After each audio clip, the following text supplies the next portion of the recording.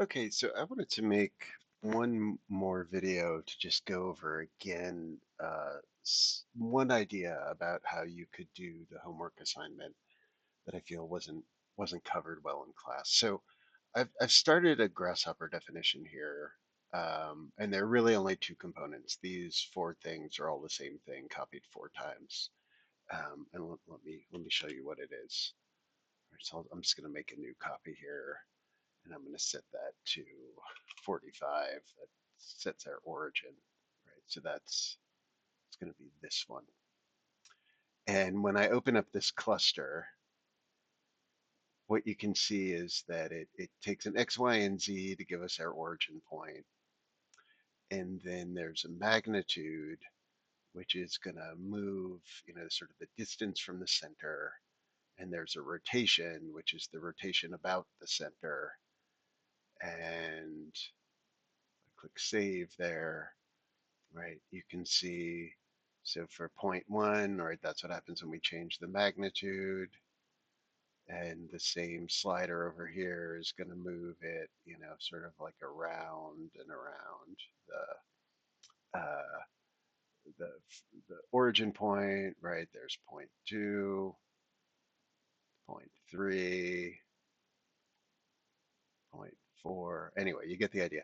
And so what's really important here, um, right?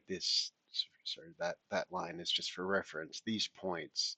What's really important here, and what's nice is, as long as these are in ascending order, right? Zero, that's going to be your first point in the list. That's going to be your second point in the list. And so, as long as your rotation is in ascending order, you're always sort of starting with point one, and then you get point two, three, four, etc. Here's a good trick if you ever want to see that. Um, Under display, there's this point list component. So if you attach it there, and then maybe we just set the size a little bit higher. Oops. Let's see.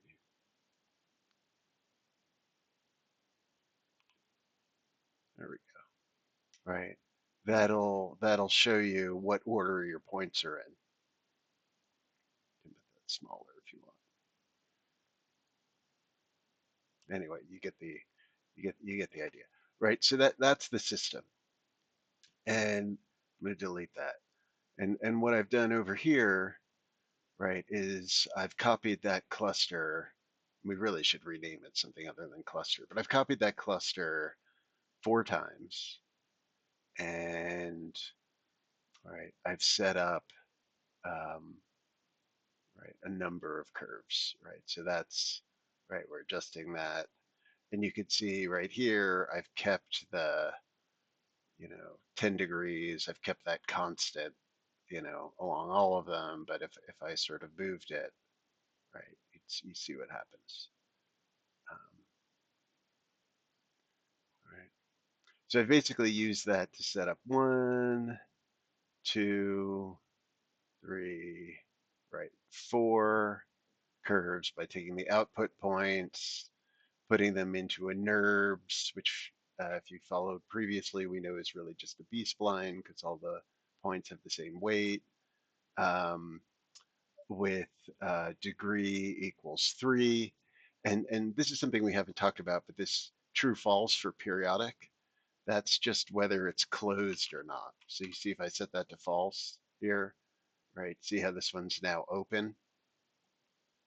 I set that to true, and now it's closed. And then this degree, something, by the way, here, um, oh, I guess I just copied it. Oh, but over here you can see what I did. If you click on it, you can see it goes back to there, right? Same thing here. You see the little like radio waves, right? If I click on it, it goes back to that one. So the way I did that, let's delete this here, right? If I copy and paste and I wire this parameter to this parameter, and then I go and I set its wire display to hidden, right? That's how I get that sort of effect. And it's useful because sometimes you don't want to see all the wires. So that's what I've done there, right? And that way, just in case I wanted to change the degree to like 5 or something, right? Now it changes it everywhere because they're all wired together. So let's change that back to 3. So in any event, right, here's my curves. And the other thing that I get out of there um, is, ooh, I don't have a base point. Um, we want the base point. So let's go in here and just edit the cluster real quick. Um, so we want this origin point as an output. So what I'm going to do is I'm going to copy that little tag there, wire it like that. And you can see the order that they're in, point, L, origin, right? That's the origin. That's the order you're going to get over here, point, L, origin. So now, right, I want my origin points, right? I can get them out in a parameter. Okay, so that's one thing.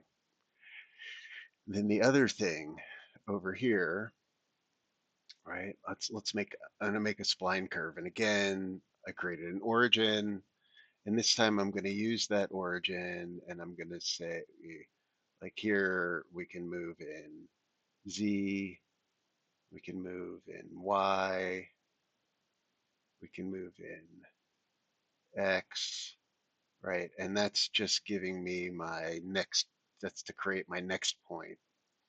And when I create all these vectors, I just use an add. And, by default, by the way, right, the add, you can see it's only got an A and a B. So I get that extra C by clicking that little plus, and that's how I add together all my vectors. Um, and then we're doing the same thing. We're taking the origin point and we're moving it here to get this point, which is to create my start vector. Because I'm going to make an arc. But the thing that's kind of a little bit weird here, right, is you can see that I'm making my arc. First of all, I'm looking at it here in the XZ plane, but I'm allowing myself to use all 3 dimensions. Previously, we've just been drawing everything flat, but now I'm allowing for the possibility that I take my, I can move these points that create my vectors and my start point for my arc. So here's our familiar start, end point, and tangent vector, giving us segment 1. It's just like before, then I evaluate it. I'm just setting the amplitude of that vector to 4 so that when we use the vector display, which is here in display, really useful, right? That just allows me, by default, when it creates that vector, it's 1, but by changing the amplitude, it just graphically makes that longer so that you can see it. That's the only reason. In any event, right? So I'm taking my point 1, and I'm using it as a start point for second arc. And I'm going to take that point 1, and I'm also going to do the XYZ thing here so I can move it. All right. This time I'm also moving it in Z. So you can see right here, if we go back, let's move this one in Z too, just for fun. All right, we can move that in Z. We can move the vector in Z. Right, and now you can see right here's my curve when I look at it in 3D. So this is a compound arc, right? But it's moving in all 3 dimensions, X, Y, and Z. Right, so there's segment 2. Then I take segment 1 and I take segment 2 and I use the join to join them into one curve, and then I reparameterize. Okay, let's hit save. This all looks great. So now what we're going to do is we're going to try to move points. We're going to move these curves from here onto this curve to create a kind of sweep. Um, and let's change this to, let's call this rail curve. Now, here's something that I got wrong in class. Right. What I got wrong in class is I used the wrong frame component. So if we go here to curve analysis, what we want is we want a perpendicular frame, perp frame. And so what we're doing is we're taking that input curve and we're evaluating it at some parameter t, which is something we're very familiar with doing.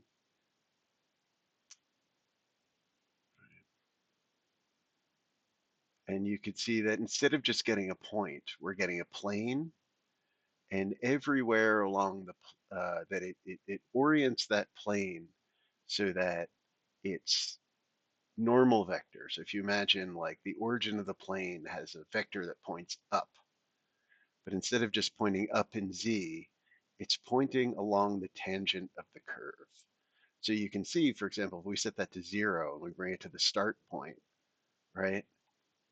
That up vector, right? You can see that intuitively that makes sense because we constructed this curve using this vector as the vector at the start point, right?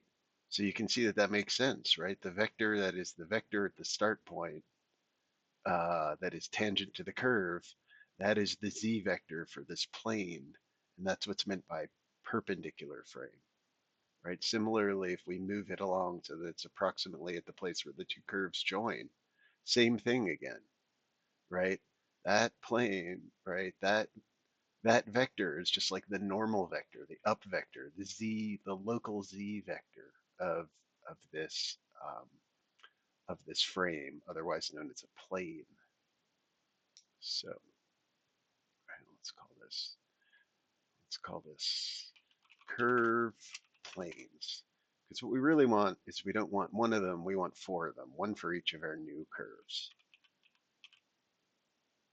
And in an ideal world, if we were smart, right, we'd sort of keep them in order. So the order that they're going to get in the list is the order that you attach your sliders, right?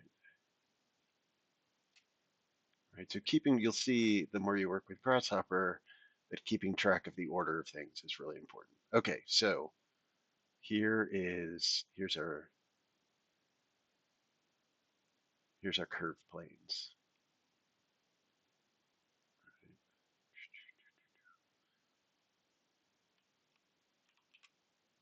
Let's put that over here. If you remember that orient component that we used, right, what we're going to want is we're going to want the plane that defines the origin point for each of those curves. And what that's going to be, right, that's just on the XY. It's an XY plane, right? Like these, right, they're right here in like lying flat on the XY plane. So we can take our origin point and we can say, make a new plane at XY. We get a plane parameter and we can call this local plane. Now I know that they all have the same origin point, but they don't have to. So let's make sure that we're taking into account that we might want to move that origin later. So let's get that, and I'll show you what I mean by that later, right? So we hook that up. It's going to be number 2. Let's hook that up.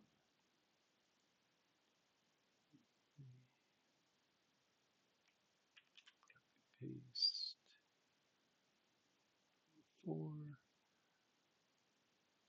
Right, so now we got our local planes, plural. That up. Hold down Shift. 2. And again, the order that they appear in the list is going to be the order that you hook them up in. Right? So it's very important that you're sort of careful when you do that. We're going to put that up here.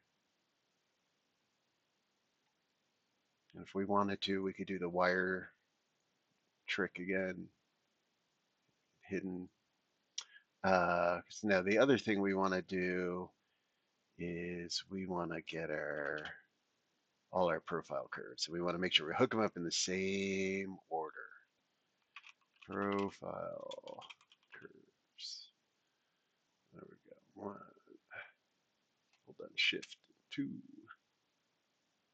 Hold down shift. And three. Hold down shift. And four. Okay. Same thing. Like wire display hidden. All right. So now we've got, right, four curve planes. That's these, one, two, three, four. We've got four local planes. They're all stacked on top of one another, but they don't have to be, right? If we change this to 30 or something, right, you can see that one moves over, and then, but that's, right, so they're stacked on each other. And then we got four profile curves. So that's all we need to use the orient, which is a super powerful component, which says, like, give me a piece of geometry, like these profile curves, and tell me, like, the reference plane, like, where is it sitting? Sitting here. Where do you want it to be? We want it to be here, right? So now we've taken our, right, you can see what we did. We sort of remapped them from one plane to the next plane, right? And you can also see that, right, if we wanted to look at these things next to each other, wouldn't matter, right? Because we're always, now it's mapping from this plane to this plane, right? So we could splay everything out if we wanted to look at it that way,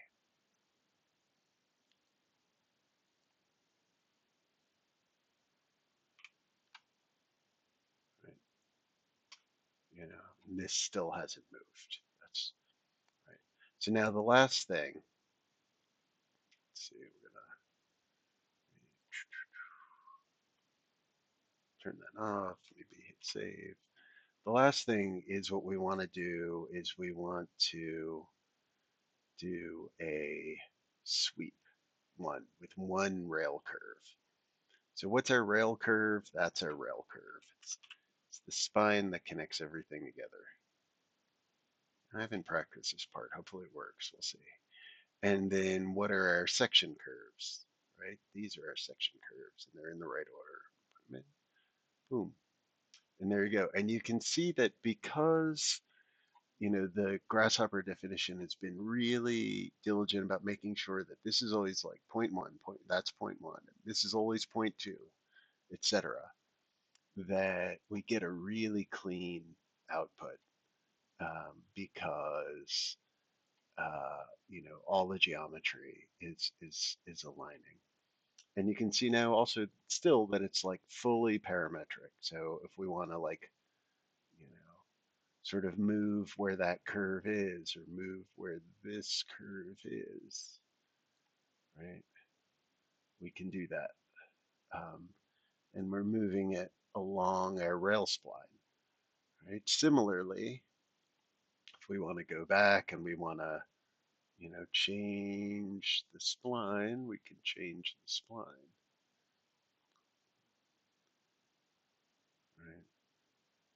Let's see, let's change that vector, for example. Let's make it more steep or more or less steep. Point it down even, right? You can see what happens, right? And because we've been like very, very diligent, and in fact, the Grasshopper definition enforces us to be this diligent of keeping the order of the points consistent, right? We're always going to get like a super clean form. So if we want to make it tighter at the top, right? If we really want it to start to come to a point more, right? We can adjust this section, which we can see flat over here, right? It's like we can start to pull these points in, right? And you can see, we can see it. We can see how it's changing at the top and getting much more narrow. Similarly, like maybe we want to open up down here, right? So we need to figure out sort of which is the right one to be moving. Like maybe is it that one and that one? Yeah, maybe, oh, it's that one. Look at that. There we go. Right.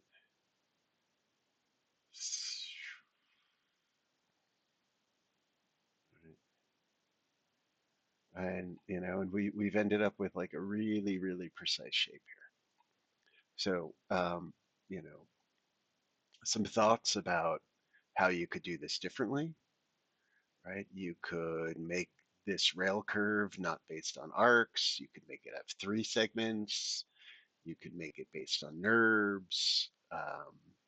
You could change the way you're making these curves. Maybe you don't do this radial thing. Maybe you don't make them a NURBS curve. All sorts of stuff. You could say, what if instead of 5 points, what if there's 8 points? What if it's a polygon? Whatever go wild and experiment. Um, but I think the thing that's important is maintaining a degree of control. You can also start to see what happens if you try to break it. Like what happens, let's say, what would happen if we took this point on where, let's see, which curve we're looking at, right? We're looking at that curve, which is like the second one. What would happen if like this rotated to be, in between, right?